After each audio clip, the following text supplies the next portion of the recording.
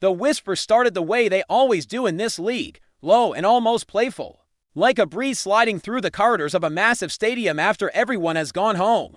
According to people who claim to have been close enough to hear the tone change, John William Harbaugh, the steady and usually measured voice guiding Baltimore for so long, may have finally reached a breaking point.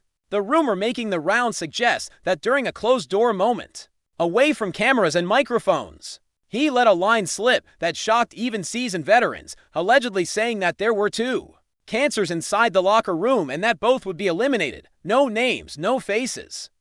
Just that chilling phrase echoing in the imagination of fans and insiders alike. What makes this speculation so gripping is how far it seems from the public persona Harbaugh has built. Over years of leadership, discipline, and controlled intensity, people around the organization often describe him as demanding but fair, passionate but grounded. That is why this supposed outburst feels like a crack in a carefully maintained armor. In the rumor mill, this is not about one bad practice or one heated speech, but about accumulated frustration, about patience stretched thin by internal conflicts that may have been simmering quietly. The idea of a head coach using such a harsh metaphor suggests desperation, a belief that something toxic is spreading and must be cut out to save the whole. Whether true or exaggerated, the story alone reveals how tense the atmosphere is perceived to be, and how eager the football world is to believe that even the calmest leaders can eventually explode as the story grows legs. It pulls in Harbaugh's long journey through professional football, adding weight and context to the alleged words. This is a coach who paid his dues far from the spotlight, working with defensive backs in Philadelphia and dedicating nearly a decade to special teams, learning every corner of the game that often goes unnoticed by casual fans. Those years are remembered as a time when he built a reputation for detail, accountability, and an almost stubborn belief in structure. When someone with that background is rumored to label internal issues as cancers, it sends a signal that whatever is happening is not minor or easily fixed with a motivational speech.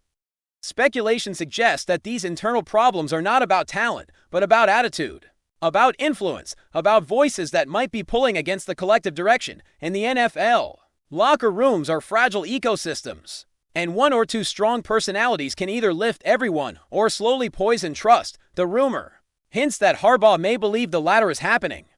Fans dissect every sideline interaction, every body language clip, every vague answer in press conferences, trying to identify who could possibly fit into this dark description.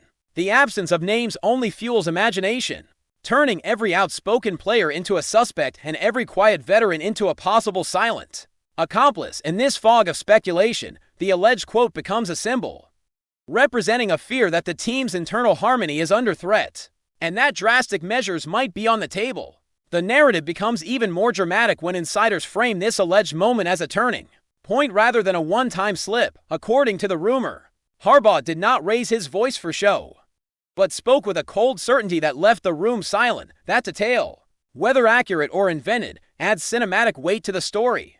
It paints a picture of a leader who has already made up his mind, who sees the problem clearly and is no longer interested in half measures. In this version of events, the phrase about eliminating cancers is less an insult and more a declaration of intent, a signal that changes are coming regardless of discomfort. Speculation runs wild about what elimination means. In this context, some interpret it as reduced roles, others as trades, others as quiet separations that will be explained later with polite language about fit and direction.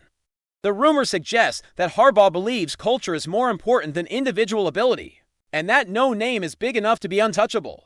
This idea resonates with fans who admire old-school coaching philosophies, but it also terrifies those who fear instability.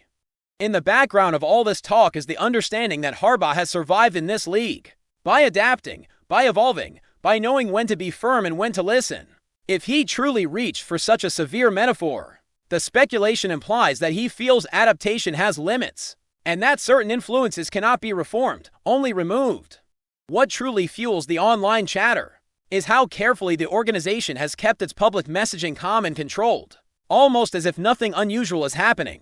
That contrast between the serene exterior and the explosive rumored quote creates a sense of mystery. People begin to wonder if this is a deliberate strategy, allowing internal issues to be handled privately while presenting unity to the outside world. In that interpretation, Harbaugh's alleged words are not a loss of control but a calculated shock, designed to send a message to those inside without ever being officially acknowledged. Speculation claims that players left the room understanding that the coach was drawing a line, one that would not be crossed again. This feeds into the mythology of Harbaugh as a leader who values accountability above comfort. Fans debate whether such an approach still works in the modern NFL, where players have strong voices and personal brands. The rumor positions Harbaugh as someone willing to risk short-term backlash for long-term stability. At the same time, skeptics argue that the story might be exaggerated, a dramatic retelling of a more measured conversation that grew sharper with each retelling. In the echo chamber of sports media, subtle criticism can quickly transform into nuclear language. Still, the persistence of the story suggests that many believe there is at least a kernel of truth, that something serious is happening behind closed doors. As more voices join the speculation, the alleged quote begins to reflect broader anxieties about leadership and control in professional sports. The idea of locker room cancers implies not just problematic individuals, but a situation where negativity has multiplied, where one influence feeds another.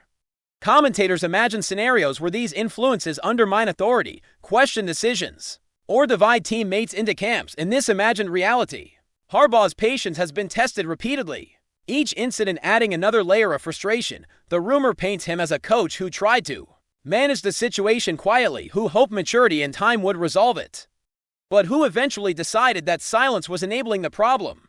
Fans sympathetic to this view see the alleged outburst as a necessary act, a moment where honesty replaces diplomacy.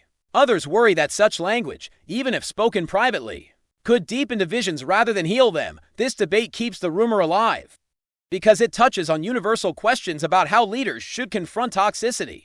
The fact that Harbaugh is known for emotional sideline reactions makes the story feel plausible, even to those who doubt its exact wording. In the end, the rumor is less about the unnamed individuals and more about the pressure cooker environment of the NFL, where success and failure are separated by thin margins, and where even the most experienced coaches can feel cornered. By the time the story reaches its current intensity, it has almost become a mirror reflecting what fans want to believe about their team. Some see it as proof that the coach is fiercely protective of the locker room, willing to make hard calls to preserve unity. Others interpret it as a warning sign, evidence that things are unraveling internally. The lack of confirmation allows every interpretation to coexist. In this cloud of speculation, Harbaugh's past as a special teams coach, a role obsessed with discipline and collective effort, is often cited as evidence that he would never tolerate internal sabotage. The alleged phrase about elimination fits neatly into that narrative, reinforcing the idea that he values the whole over the individual, whether the words were spoken exactly as rumored or not. The story has already shaped perception. It has added a layer of intrigue to every roster move, every practice report, every subtle change in rotation. Fans listen more closely to interviews, searching for coded language or strained smiles. The rumor has become part of the season's background noise, a reminder that beneath the polished surface of professional football lies a world of tension, ego, and hard decisions, where even a respected leader like Harbaugh might feel compelled to use extreme language to reclaim control. In the second half of this swirling speculation, the focus shifts from the alleged outburst itself to its potential consequences, imagined and debated endlessly by those who follow every whisper. If Harbaugh truly believes there are destructive influences, the rumor suggests he is already mapping out scenarios to neutralize them without detonating the locker room. This imagined chess game fascinates fans, who speculate about timing, discretion, and messaging. In this narrative, the coach is not acting impulsively, but strategically, weighing the cost of each move against the benefit of restoring harmony. The phrase about elimination, in this context, becomes symbolic rather than literal, representing a process rather than a single act.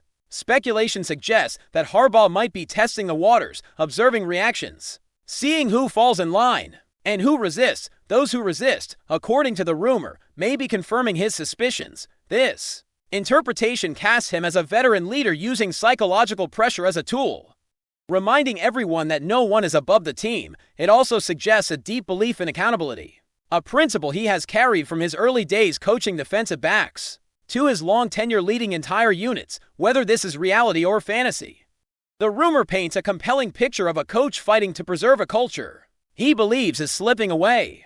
The imagined ripple effects of such a stance extend beyond the locker room and into the broader organization. Speculation paints a picture of front office conversations growing more intense, with executives and coaches aligning on the importance of culture over convenience. In this version of events, Harbaugh's alleged words serve as a catalyst, forcing difficult discussions that might have been postponed. The rumor suggests that everyone involved understands the stakes, that allowing internal toxicity to linger could undermine everything they are building. Fans who buy into this narrative see Harbaugh as a guardian of standards, someone who understands that talent alone does not win at the highest level. They imagine him standing firm, even if it means unpopular decisions. At the same time, critics worry that such rigidity could backfire, alienating players who feel unfairly judged or misunderstood. The rumor thrives in this tension because it taps into real debates about leadership style. Is it better to confront problems head-on with brutal honesty, or to manage them quietly with empathy and patience? The alleged quote sits at the extreme end of that spectrum, making it a lightning rod for opinion and discussion. Before we dive in, don't forget to hit that subscribe button and give this video a thumbs up. Your support keeps us bringing you the latest news on the Baltimore Ravens. And hey, drop your take in the comments below. We want to hear from the flock. Another layer of speculation focuses on how players themselves might be reacting behind the scenes in the rumor mill. Some are said to feel relieved, believing that the coach is finally addressing issues everyone has felt, but few wanted to name. Others are imagined to feel anxious, wondering if they could be misinterpreted or caught in the crossfire. This imagined emotional landscape adds depth to the story, turning it into more than just a headline. It becomes a drama about trust, loyalty, and fear. The alleged use of the word cancer is particularly provocative because it implies something invasive and dangerous, something that cannot be negotiated with. Fans debate whether such language motivates or alienates, whether it unites the healthy parts of the team or creates a climate of suspicion. In this sense, the rumor becomes a case study in how words from a leader can echo far beyond their original moment. Even unconfirmed, they shape perception, influencing how every interaction is interpreted. The silence from official channels only intensifies this effect, allowing imagination to fill the gaps. As the speculation deepens, Harbaugh's reputation becomes both a shield and a magnifying glass. Supporters point to his long career, his consistency, and his survival in one of the most unforgiving roles in sports as evidence that he knows what he is doing.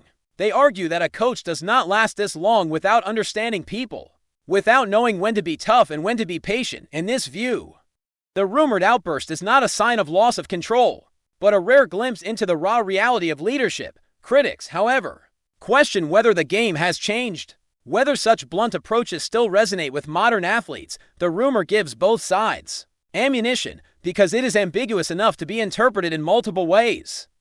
It becomes less about what was actually said and more about what people believe should be said in moments of crisis. This ambiguity ensures that the story remains alive, evolving with each new comment and each new performance. The alleged phrase becomes shorthand for a larger struggle, a battle between maintaining authority and fostering collaboration. Ultimately, the rumor surrounding Harbaugh's alleged declaration speaks to the hunger for narratives that explain complexity in simple, dramatic terms. To cancers, one decisive coach, an impending purge. These elements read like a script, making the messy reality of team dynamics easier to digest. Whether the words were spoken exactly as claimed or not may never be publicly clarified. And perhaps that uncertainty is what gives the story its power. Fans and commentators project their hopes and fears onto the rumor, using it to make sense of what they see on the field and hear in interviews. In this way, the speculation becomes part of the entertainment, a parallel storyline running alongside the season. Harbaugh, intentionally or not, is cast as the central character, a leader at a crossroads, facing internal threats with a hard stare and uncompromising language. The truth, whatever it is, likely lies somewhere between explosive rumor and mundane reality. But as long as questions remain unanswered, the story of locker room cancers and a coach determined to eliminate them will continue to echo, shaping conversations and expectations, and reminding everyone that in professional football, perception can be almost as powerful as fact. That's it for this update. If you enjoyed the video and want to stay in the loop with exclusive news on our Baltimore Ravens, make sure to subscribe and hit that like button. We'd love to hear what the flock thinks. Drop your thoughts in the comments. See you in the next one.